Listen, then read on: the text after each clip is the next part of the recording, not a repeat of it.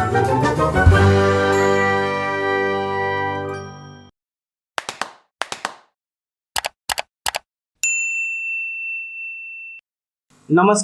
मैं दीप्ति सुंदर आपको शाश्वत एकेडमी पे स्वागत करता हूँ। आज माइक्रोसॉफ्ट एक्सेल की इंट्रोडक्शन क्लास है। आज की क्लास में हम जानेंगे एमएस एक्सेल क्या है, इसको स्टार्ट करना, इस एप्लीकेशन के फ़ायदे, इसके इंटरफेस को समझने के साथ साथ हम वर्कबुक को भी समझेंगे। तो चलिए शुरू करते हैं। MS Excel Microsoft Office package के अंदर आने वाला एक स्प्रेडशीट प्रोग्राम है जिससे यूज़र अपने डेटा को टेबुलर फॉर्म में रिकॉर्ड करके रख सकता है। एक्सेल स्प्रेडशीट में डाटा एनालाइज करना बहुत ही आसान है। ये स्प्रेडशीट कुछ इस तरह दिखता है। माइक्रोसॉफ्ट एक्सेल के बहुत सारे वर्जन्स पहले से आ चुके हैं। हर नए वर्जन में माइक्रोसॉफ्ट यूज़र एक्सपीरियंस को नज़र में रखते हुए इसको कुछ नए फीचर्स और नए इंटरफेस के साथ पेश किया है। Microsoft Excel Windows, Mac OS, Android और आईओएस जैसे कई ओएस के साथ कंपैटिबल है, पर आज भी 2003 से 2013 तक सारे एप्लीकेशन पे लोगों को काम करना देखा गया है।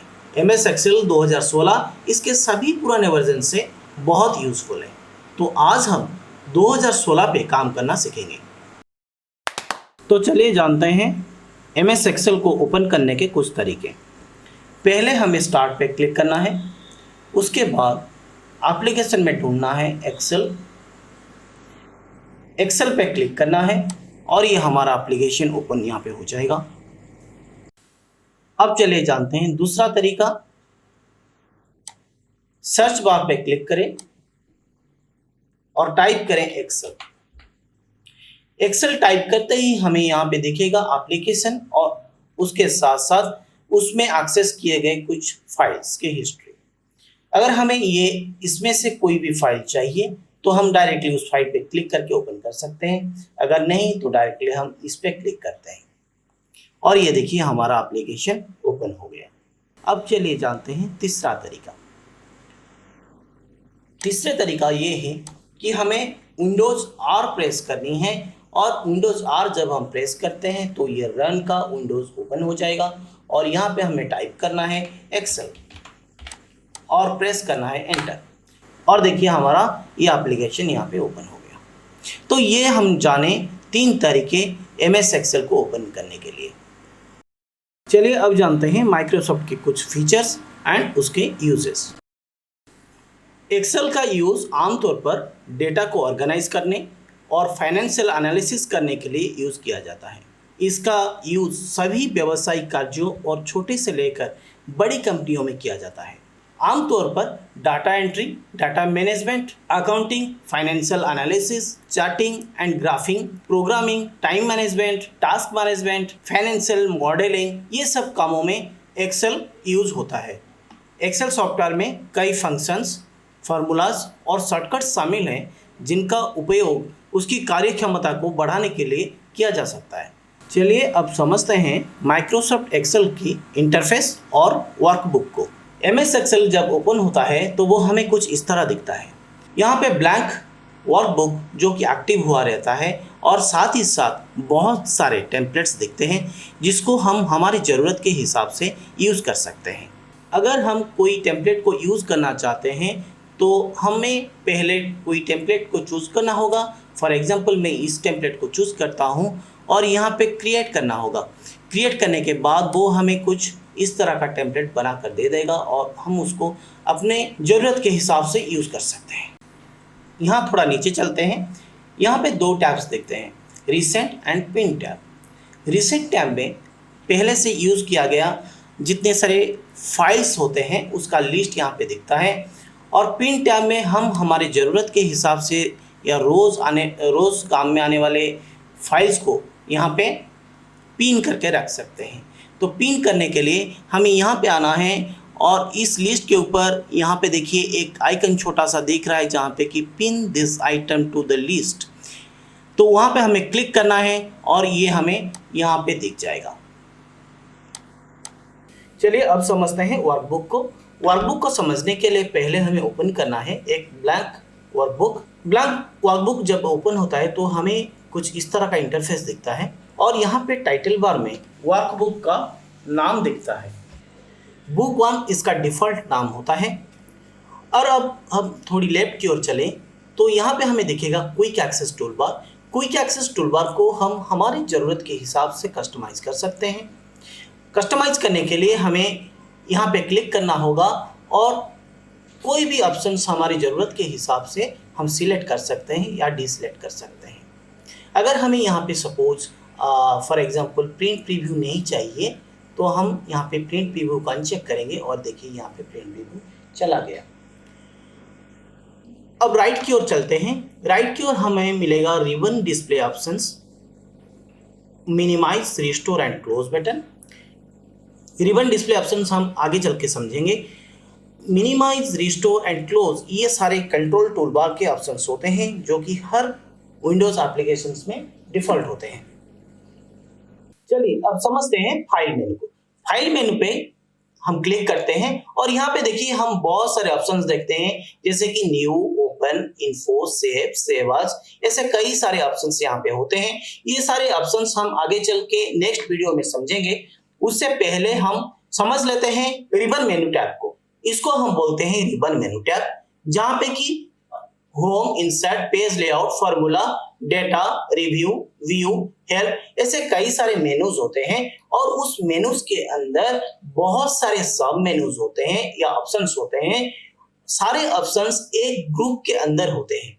फॉर एग्जाम्पल अगर मैं बोलने चाहूँ कि क्लिपबोर्ड एक ग्रुप है और उसके अंदर बहुत सारे मेनूज है जैसे कि cut, copy, paste, format, printer. फिर यहाँ पे अगर हम आते हैं यहाँ पे फॉन्ट एक ग्रुप है और उसके font family, bold, italic and formatting, font formatting, border, font का colour, increase and decrease font size, ऐसे कई सारे ऑप्शंस होते हैं उसके रिलेटेड। उसी तरह हर टैब में देखा जाए, हर टैब में एक एक ग्रुप बने हुए होते हैं और उसके साथ ही साथ उसके ऑप्शंस होते हैं। अब समझते हैं रिबन टैब को कैसे हम कोलैप्स एंड एक्सपांड करें। कोलैप्स एंड एक्सपांड करने के लिए हमें यहाँ पे डबल क्लिक करना होता है। होम टैब पे जाइए या कोई भी टैब आप सिलेक्ट कर सकते हैं। इस टैब के ऊपर अगर आप डबल क्लिक करते हो तो ऑटोमेटिकली ये कोलैप्स हो जाती है और वापस इसको और एक क्लिक करने पे ये ओपन हो जाता है। अगर हम कोई सेल के ऊपर इसको क्लिक करते हैं तो वो ऑटोमेटिकली हाइड हो जाती है। अगर हमें इसे परमानेंट ओपन करके रखना है तो हम कोई भी टैब पे डबल क्लिक करेंगे और ये परमानेंट ओपन हो जाएगा और कहीं पे भी क्लिक करते हैं तो ये कोलैप्स नहीं होगा। दूसरा तरीका ये है कि हम कंट्रोल F1 प्रेस करेंगे तो ये कोलैप्स होगा और फिर से कंट्रोल F1 अगर प्रेस करते हैं तो वो फिर से एक्सपेंड हो जाएगा। अब तीसरा तरीका समझते हैं इसको कोलैप्स एंड एक्सपेंड करने के लिए। यहाँ पे है दूसरा एक टैब जो कि रिबन डिस्प्ले ऑप्शंस है।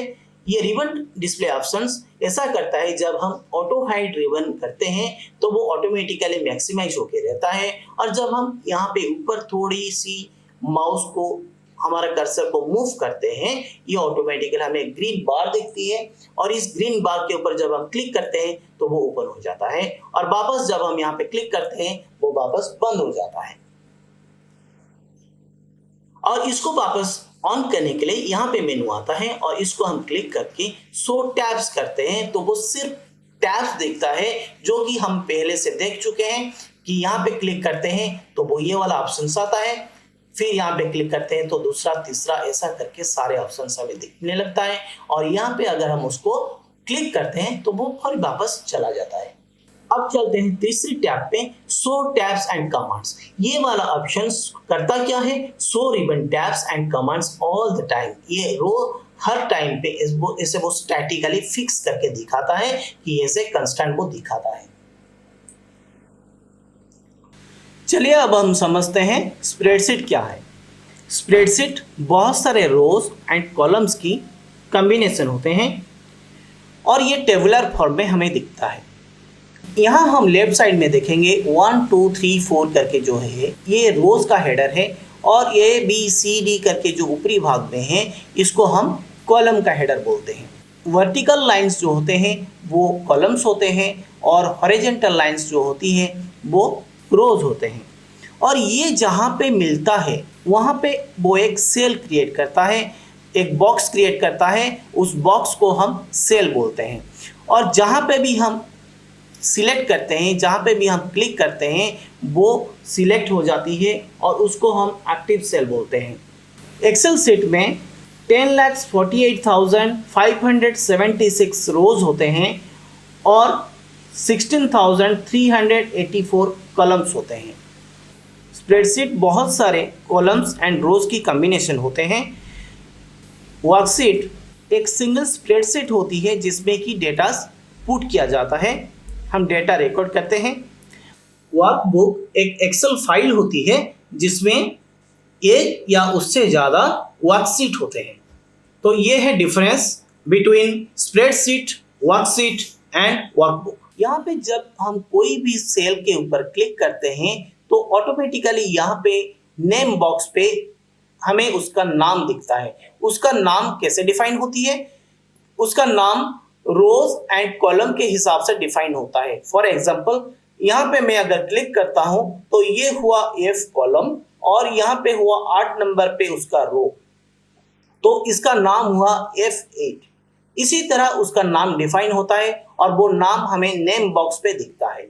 उसके साइड में अगर हम देखें तो यहाँ पे फॉर्मूला बार दिखता है और फॉर्मूला बार में हमें कोई मैथमेटिकल फॉर्मूला या लॉजिकल फॉर्मूला अगर पुट करना है तो हम यहाँ पे पुट कर सकते हैं। जब हम पहले वर्कबुक ओपन करते हैं, यहाँ पे हमें एक सीट दिखता है। ये एक वर्कशीट होती है जिसमें हमें डेटा रिकॉर्ड करना होता है। तो यहाँ पे डिफ़ॉल्ट में एक ही सीट टैब दिखता है। ये सीट टैब एक वर्कशीट होती है और हम हमारे ज़रूरत के हिसाब से नए सीट ऐड कर सकते हैं। नए सीट ऐड करने के लिए हमें यहाँ पे क्लिक करना होता है। यहाँ पे जो छोटा सा बटन दिखता है न्यू सीट, इस न्यू सीट के ऊपर हमें क्लिक करना होता है। तो यहाँ पे वो साइड बाय साइड एक एक करके हमें सीट ओपन करके देता है और ये वर्कशीट में हम हमारे काम कर सकते हैं। अब हमें कोई अगर वर्कशीट डिलीट करनी है तो यहाँ पे राइट क्लिक करके हम इसको डिलीट कर सकते हैं। अगर रीनेम करनी है तो हम हमारी ज़रूरत के हिसाब से इसको यहाँ पर रीनेम कर सकते हैं। रीनेम करने के लिए अगर मैं चाहता हूँ रीनेम करना तो मैं इस तरह करके रीनेम कर सकता हूँ। अगर हमें टैब को मूव करना है, एक से दूसरा, दूसरे से तीसरा, ऐसा करके अगर हमें मूव करना है तो हम सिंपली टैब के ऊपर क्लिक करेंगे और उसको ड्रैग करके दूसरी जगह पे लेके छोड़ देंगे और ये देखिए आपका टैब मूव हो गया। स्प्रेडशीट के टैब को अगर हमें डिफरेंशिएट करना है तो हम इसको बैकग्राउंड कलर चेंज करके डिफरेंशिएट कर सकते हैं। कलर करने के लिए हमें यहाँ पे राइट क्लिक करना होगा और यहाँ पे टैब कलर को सिलेक्ट करना होगा और यहाँ से कोई भी आपका मनपसंद कलर आप सिलेक्ट कर सकते हो और यहाँ पे देखिए ये वाला हाईलाइट हो गया और हमारा टैब कलर हो गया। और यहाँ पे आप अपने हिसाब से कुछ भी कलर दे सकते हो। अब हम समझते हैं स्टाटस बार को। स्टाटस बार में यहाँ पे देखिए, यहाँ पे रेडी दिखा रहा है। रेडी का मतलब है कि हमारा सेल कुछ भी एंटर करने के लिए अभी रेडी है। ये जनरल स्टेट होती है। अगर हम यहाँ पे कुछ टाइप कर रहे हैं तो वो देखिए अभी एंटर हो जाएगा। अगर हम यहाँ पे फॉर्मूला बार में कुछ हम टाइप करते हैं तो वो यहाँ पे एडिट दिखाएगा। ये और भी अच्छी तरह से हम आगे चल के समझेंगे। यहाँ पे राइट की ओर चलते हैं। राइट ओर में हमें दिखेगा जूम इन जूम आउट। अगर हम जूम इन करते हैं तो हमारा सेल्स बड़े दिखेंगे और यहाँ पे अगर हम जूम आउट करते हैं तो हमारा सेल्स छोटे छोटे दिखेंगे और उसके हिसाब से हम हमारा डेटा को मैनेज कर सकते हैं। आज के लिए इतना ही। Thank you for watching. जल्द ही मिलेंगे नेक्स्ट वीडियो में। तब तक गुड बाय।